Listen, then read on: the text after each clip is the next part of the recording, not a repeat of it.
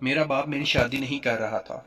میں اپنی سہیلیوں کو دیکھتی، میرا بہت دل کرتا میری شادی ہو، میرا بھی شوہر ہو، وہ میری جسمانی خواہش پوری کرے، میں اس کی جسمانی خواہش پوری کروں۔ میں ابا سے کہہ کر غلاموں کی دیکھ بھال لے لی۔ رات ہوتی تو میں دو نوجوان غلاموں کو اپنے کمرے میں مالش کے لیے بلاتی۔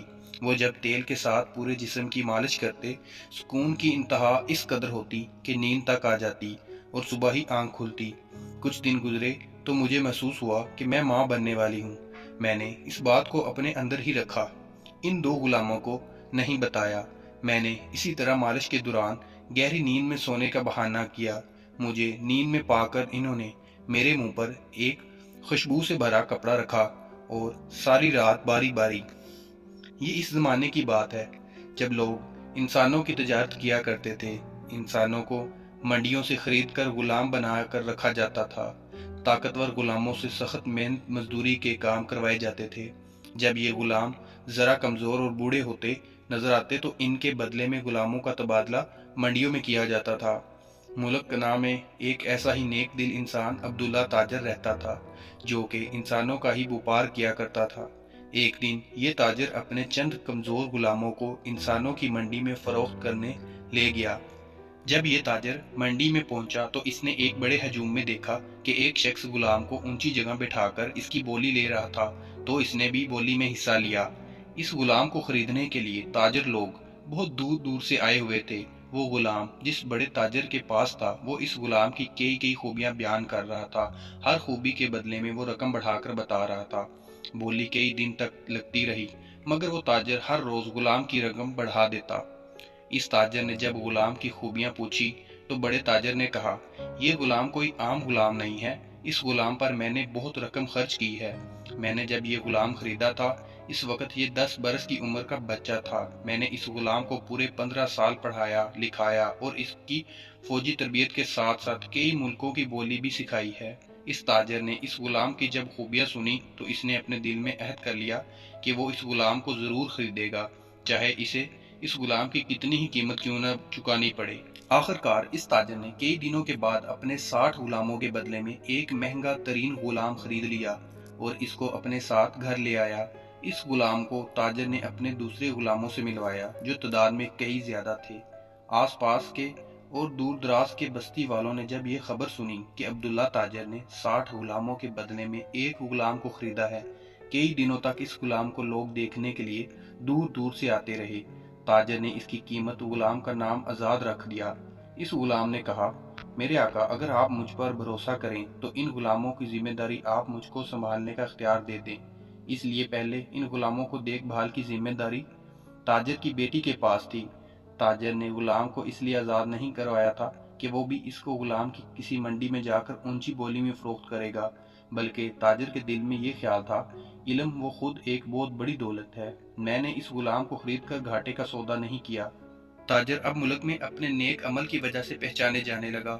ایک رات کے وقت آزاد غلام دیوار پر کوئلے سے تصویریں بنا رہا تھا۔ تاجر کی بیٹی نے جب یہ تصویریں دیکھی تو اس کی روح کانپ اٹھی۔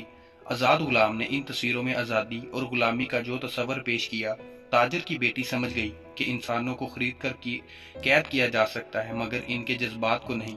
تاجر کی بیٹی نے یہ سب کچھ دیکھنے کے بعد آزاد غلام کو کہا، تم اپنی مرضی سے آ جا سکتے ہو۔ اس طرح وقت گزرتا گیا۔ آزاد غلام نے تاجر کے دوسرے غلاموں کو پڑھنے لکھنے کے ساتھ ساتھ فوجی تربیت بھی دے دی، جبکہ تاجر نے ایک پڑھے لکھا غلام خریدا تھا۔ اب اس تاجر کے پاس کئی پڑھے لکھے غلام تھے۔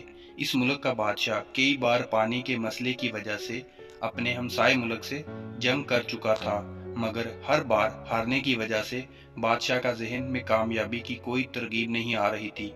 کھیت سوکھ رہے تھے، جانور بھوک اور پیاس کی وجہ سے مر رہے تھے۔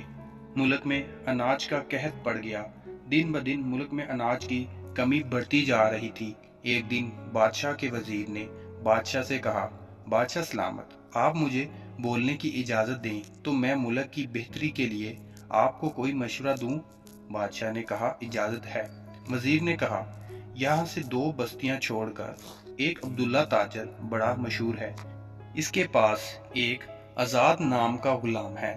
تاجر نے اسے 60 غلاموں کے بدلے میں خریدا تھا اور یہ بھی سنا ہے عبداللہ کے پاس کئی فوجی تربیت یافتہ غلام بڑی تعداد میں ہیں۔ بادشاہ سلامت، اگر آپ آزاد غلام کو اس بار فوج کا سپہ سالار بنا کر بھیجیں تو مجھے یقین ہے اس مرتبہ ہمسایہ ملک سے جنگ ضرور جیتیں گے۔ بادشاہ نے وزیر کی بات مان لی اور آزاد غلام کو اپنے محل میں بلوایا اور بہادر نوجوان، ہمارے ملک کے حالات تمہارے سامنے ہیں۔ ہمارے ملک میں پانی کی کمی کی وجہ سے اناج کی بہت قلت پڑ گئی ہے، جس کی وجہ سے ہمارے کھیت سوکھ رہے ہیں اور جانور پیاس کی وجہ سے ہر روز مر رہے ہیں۔ لوگ اپنا دیش چھوڑنے پر مجبور ہو گئے ہیں۔ اگر تم ہمسائے ملک سے جنگ جیت کر لوٹے تو تمہیں ایک بڑے عہدے پر فائز کر دیں گے۔ آزاد نے بادشاہ کے آگے سر جھکا کر ادب سے کہا، ہم یہ جنگ ضرور جیتیں گے۔ بادشاہ نے اپنی فوج کی ذمہ داری کے فرائض آزاد کو دے دیے۔ آزاد نے پہلے کئی ہفتوں تک بادشاہ کی فوج کو تربیت دی، پھر ایک بھاری لشکر کے ساتھ فوج روانہ ہونے سے پہلے تاجر کی بیٹی نے آزاد سے کہا، میں بھی سپاہیوں کے ساتھ چلوں گی۔ زخمیوں کی دیکھ بھال کے لیے اس سے پہلے تاجر کی بیٹی اپنے غلاموں کی دیکھ بھال کے کاموں میں حصہ لیتی تھی اور جنگ ہمسائے ملک کے ساتھ شروع ہو گئی۔ یہ جنگ کئی مہینوں تک جاری رہی۔ آخرکار آزاد کی سردیوں میں جنگ کرنے کی وجہ سے بادشاہ کی سمجھ میں آ گئی۔ دشمن سخت سردیوں کی وجہ سے زیادہ دیر آزاد کی فوج سے ٹکر نہ لے سکا اور میدان میں ہتھیار چھوڑ کر بھاگنے پر مجبور ہو گیا۔ وہاں کے بادشاہ کا رستم گھوڑا بھی آزاد نے اپنے قبضے میں لے لیا اور فتح کا اعلان کر دیا، اور ارد گرد کے بہت سے علاقے بھی اپنے قبضے میں لے لیے۔ اپنی کامیابی قاصد کے ہاتھ بھیج دی، جس پر یہ لکھا تھا کہ بادشاہ سلامت، ادب فتح مبارک ہو، مگر مجھے یہ بات بڑے افسوس کے ساتھ کہنی پڑ رہی ہے کہ کمزور حکمران کہیں بھی ہو وہ ناکام ہوتے ہیں۔ میں اگر آپ کے پاس جنگ جیت کر واپس آتا ہوں تو آپ مجھے زیادہ سے زیادہ وزیر یا گورنر بنا دیں گے، مگر میں اب واپس نہیں آنا چاہتا۔ اگر آپ مجھے خوشی سے اس ملک کا بادشاہ تسلیم کر لیں تو میں آپ کی طرف دوستی کا ہاتھ بڑھانے کے لیے تیار ہوں۔ اگر آپ مجھے اس ملک کا بادشاہ نہیں مانتے تو پھر جنگ کے لیے تیار ہو جائیں۔ بادشاہ کو جب قاصد نے یہ پیغام پڑھ کر سنایا تو بادشاہ نے کہا، بہادر لوگ اپنی جگہ خود بنا لیتے ہیں۔ اسی طرح آزاد دوسرے ملک کا بادشاہ بن گیا۔ دونوں ملکوں کے حالات بہتر ہو گئے، کھیتوں میں ہریالی آنے لگی۔ آزاد نے عبداللہ تاجر کی بیٹی سے شادی کر کے خوشگوار زندگی کا آغاز کیا۔ سٹوری اچھی لگی ہو تو چینل کو لائک کریں، سبسکرائب کریں اور سٹوری کو زیادہ سے زیادہ شیئر کریں۔ شکریہ۔